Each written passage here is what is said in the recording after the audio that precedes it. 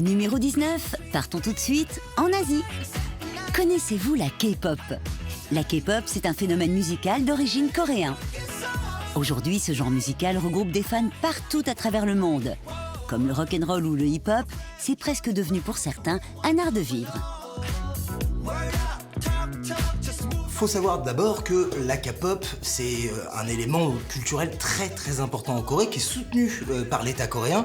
C'est le ministère des Affaires étrangères coréen qui permet à tous ces artistes d'avoir une vraie carrière à l'international. En Corée, les stars de la K-pop sont adulées telles des dieux. Facile donc pour elles de remplir des stades entiers avec des spectateurs en délire. Mais la Corée du Sud, c'est aussi une terre de Lego. Et parmi les fans de briques coréens, l'un d'eux a réussi l'exploit de devenir Lego Certified Professional. Won Kim est un représentant officiel de la marque. Il peut construire à loisir. On rappelle qu'ils ne sont que 14 dans le monde. Et évidemment, Won Kim est un fan de K-pop. En hommage à ses idoles, il a décidé de reproduire en briques un événement devenu culte, le concert des Seventeen, un groupe de la K-pop coréenne. Il y a la musique, il y a tout, il y a les sons lumière, il y a le décor. Je sais pas combien de mètres ça fait, le truc il est énorme. Je suis toujours impressionné des maquettes au diorama qui sont éclairées, animées, qui racontent une histoire. Donc là pour le coup, ça parle de musique, je pense qu'il y a de la musique aussi qui va avec. Donc c'est tout un univers qu'il a créé. Le concert avait lieu dans le stade olympique de Séoul. Cette maquette unique compte plus de 250 000 pièces. Rien que pour l'imaginer, Won a mis plus de 2 mois. Et comme on peut le voir sur ces images, il n'a pas lésiné sur le public. Près de 10 000 figurines ont été nécessaires pour réaliser cette maquette.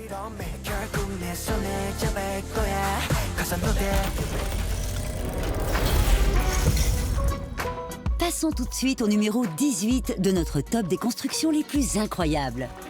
À la 18e place de notre classement, vous allez découvrir qu'il est parfaitement possible de construire un véritable drone ultra rapide en Lego.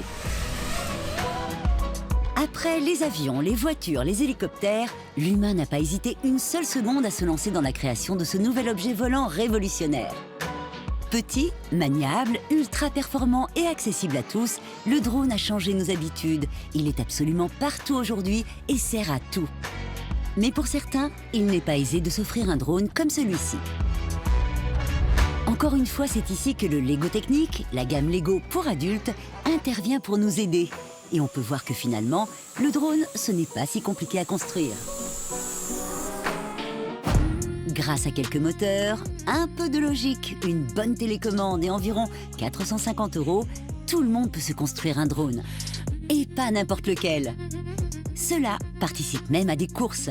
Ce modèle a tout de même été flashé à plus de 130 km/h.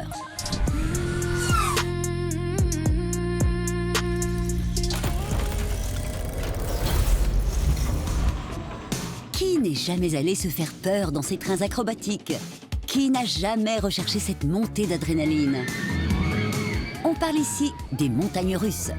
Ces attractions font le bonheur du public partout à travers le monde. Le roller coaster, c'est la base. Ceux qui en sont fous ne pourront pas s'empêcher d'y courir. Ceux qui les redoutent ne pourront pas s'empêcher de les regarder. Effet waouh et sensation garantie à bord d'un roller coaster. Pour ce numéro 17, nous sommes allés chercher les plus grandes montagnes russes construites à ce jour. La conception, c'est beaucoup de pièces Lego et puis il faut réfléchir déjà à ce qu'on appelle l'inertie aussi également. La pente, le degré de pente, comment ça va revenir, comment ça va retourner, c'est plutôt compliqué. Jusqu'à il y a peu, la plus grande attraction jamais construite datait de 2018. Cette attraction en briques avait déjà des mensurations à faire pâlir n'importe quelle figurine. On est au-delà d'une œuvre d'art en fait, c'est peut-être ça qui fascine avec ces roller coasters, c'est qu'on a du frisson sans avoir à monter dedans. 90 000 pièces, 6 mètres de haut, 26 mètres de rail. À l'échelle, cela représenterait une attraction d'environ 1,2 km de long pour 60 mètres de hauteur. Mais le record du roller coaster Lego le plus long a été battu tout récemment. Nous sommes près de San Francisco lors d'une convention Lego. Voici le plus long roller coaster. Il fait cette fois-ci 42 mètres de rail. Il a fallu plus de 120 heures à son constructeur pour le réaliser et utiliser toutes les techniques les plus élaborées. Nous sommes ici dans un chef-d'œuvre d'ingénierie. Je suis fasciné parce que je retombe en enfance quand je vois ce genre de choses.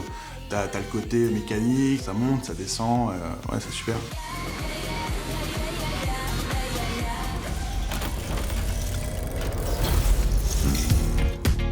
Pour ce numéro 16 de notre top, revenons au train, l'une des grandes passions des fans de Lego et plus globalement des fans de jouets. Depuis sa création au milieu du 19e siècle, le train est un véritable objet de fascination. Le train, c'est probablement le premier élément de modernisme qui va apparaître dans les coffres à jouets. Dès les années 1850, on trouve déjà des petits trains à traîner. Au-delà du jouet, le train a bien évolué. Chaque pays rivalise d'ingéniosité pour battre des records de vitesse. Actuellement, c'est le SC Maglev, un modèle de train japonais qui supplante toute la concurrence. Il est parvenu à atteindre la vitesse hallucinante de 603 km/h. Évidemment, le monde de la brique s'est aussi lancé dans ce type de record. En France, une réplique du TGV équipée de ces wagons a atteint la vitesse étonnante de 18,7 km/h. À taille réelle, ce train roulerait à 840 km/h, beaucoup plus que la vitesse de croisière d'un TGV qui roule d'habitude à 320 km/h. Mais en ne prenant qu'une locomotive Lego, on peut faire beaucoup mieux. Un homme est parvenu à atteindre la vitesse de 29 km/h. Proportionnellement à sa taille, ce train atteindrait logiquement la vitesse de 1300 km/h.